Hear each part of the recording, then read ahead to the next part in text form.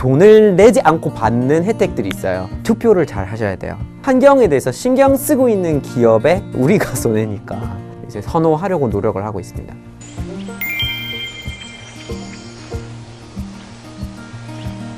숲으로 미래로라는 캠페인을 이제 응원하게 된 타일러입니다.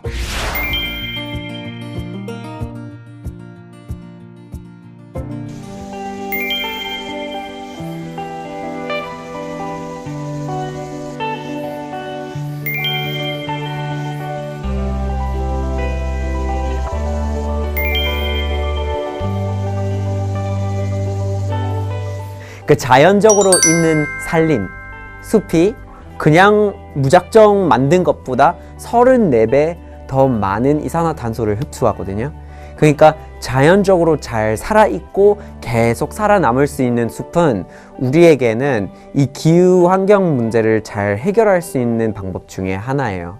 예, 비결 중에 하나인데 그러면 꼭 지켜내야 되고, 환경이 우리 경제에게 원래 잘 돌아가고 있으니 제공해주는 자원이나 서비스가 있거든요. 깨끗한 물을 만들어주고 깨끗한 공기를 만들어주고, 그러니까 우리가 돈을 내지 않고 받는 혜택들이 있어요.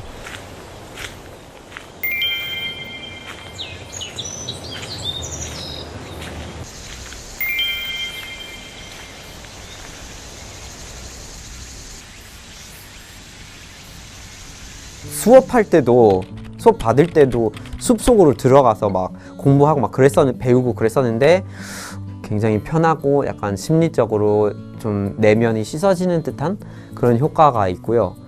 근데 이제 경제 생활을 하고 사회 생활을 하는 사람으로서 이 숲이라는 게 사실 저한테 굉장히 필수 불가결한 존재라고 생각을 하고 있어요.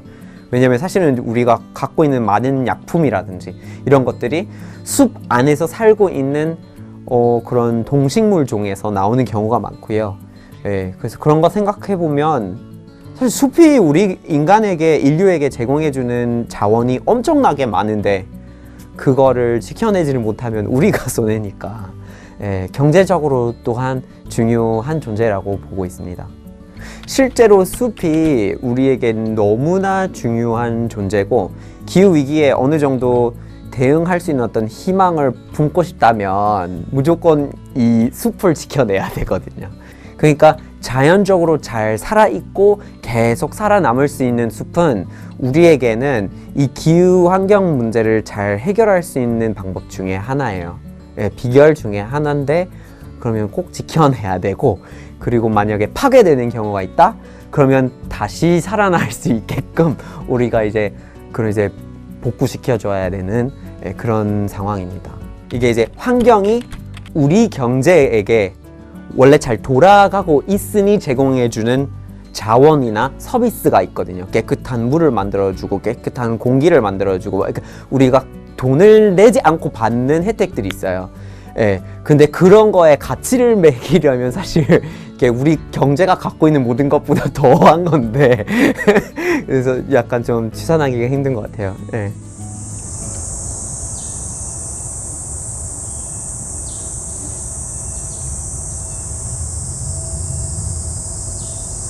확실히 이제 제가 제품이나 소재라든지 이런 거에 대해서 좀 더 신경 쓰게 된 것 같아요.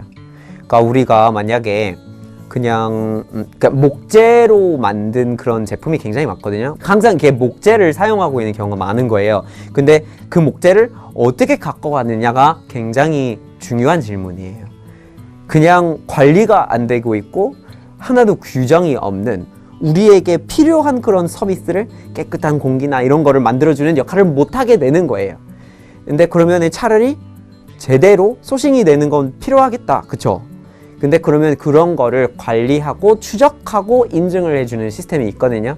이건 이제 FSC라고 하는데, 뭐 이런 식으로 이제 그런 생산 사슬이나 유통 사슬을 다 지켜보고 파괴가 많이 이루어지고 있는지 아닌지를 확인한 다음에 인증 마크를 찍어주는 데가 있거든요. 그래서 그런 거를 이제 WWF에서 활동하면서 많이 알게 되었고, 그래서 뭐 FSC 인증 마크라든지 아니면 뭐 대한민국의 이제 환경부에서 만든 여러 가지 인증들도 있고요. 그래서 제품을 고를 때 가능하면 인증마크가 있는 거를 그나마 이제 선호하려고 노력을 하고 있습니다.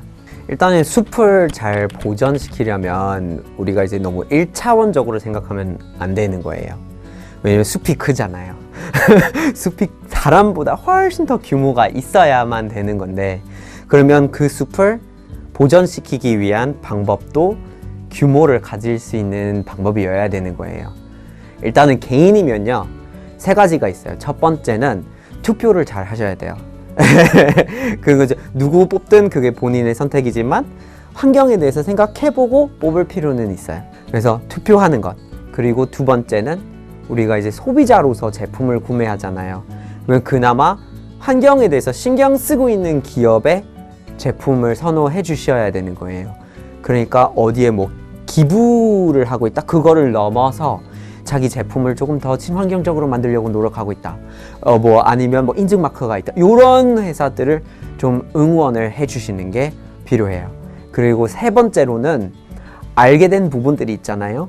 기후위기에 대해서 알게 됐거나 아니면 숲에 대해서 알게 된 사실들이 있을 수 있어요. 그러면 그거를 주변에다가 많이 퍼뜨려야 돼요. 이 3가지예요. 투표를 잘하는 것, 그리고 구매를 친환경적으로 하는 것, 그리고 3번째는 말을 하고 다니는 것. 이 3가지가 이제 개인이 꼭 해야 되는 실천들이 있거든요. 근데 개인 차원에서 머무르면 안 되는 거예요. 기업, 정부, 이렇게 큰 규모의 움직임들이 필요해요. 당연히 그런 움직임이 생기려면 사람들의 개인의 어떤 그런 이제 관심하고 요구가 있어야 되겠죠. 기업이나 큰 규모의 차원에서 그냥 한 명이 한 나무를 심는 게 아니라 많은 나무를 심고, 그리고 본격적으로 있는 산림을 보호하는 사업들이 동시에 다 이루어져야 되는 거예요. 산불로 인한 그런 재해가 생기면 그러면은 굉장히 안 되는 거죠. 그거 일단은 생기지 않도록 하는 게 가장 우선이에요. 그러니까 지구의 평균 온도가 계속 오르지 않게끔 하는 게 최우선이고요. 그리고 있는 산림이 산불의 위험에 노출되지 않게끔 여러 가지 관리를 본격적으로 할 필요가 있고요. 그리고 만약에 그렇게 이제 피해를 보게 되는 경우가 있다? 그렇게 된다면요, 그러면 이제 그거를 다시 복구하는 노력들이 사회에서도, 뭐 기업계에서도, 정부 차원에서도 이루어져야 되는 거예요. 제가 그동안 항상 뭐 기후위기에 대응할 때 개인들이 뭘 해야 되는지에 대한 얘기를 많이 해왔는데, 개인이 혼자서 하기가 거의 힘들고 불가능하거든요. 함께 해야 되는 건데, 지금 이 KCC 캠페인을 통해서 한 개인이 한 명에 머무르지 않고 엄청 많은 큰 규모의 어떤 영향을 미칠 수 있는 기회가 있거든요. 그러니까 이런 캠페인들이 중요한 거예요. KCC와 한국미래환경협회가 함께하는 숲으로 미래로라는 이 캠페인을 굉장히 많은 분들이 꼭 응원을 해주셨으면 좋겠습니다.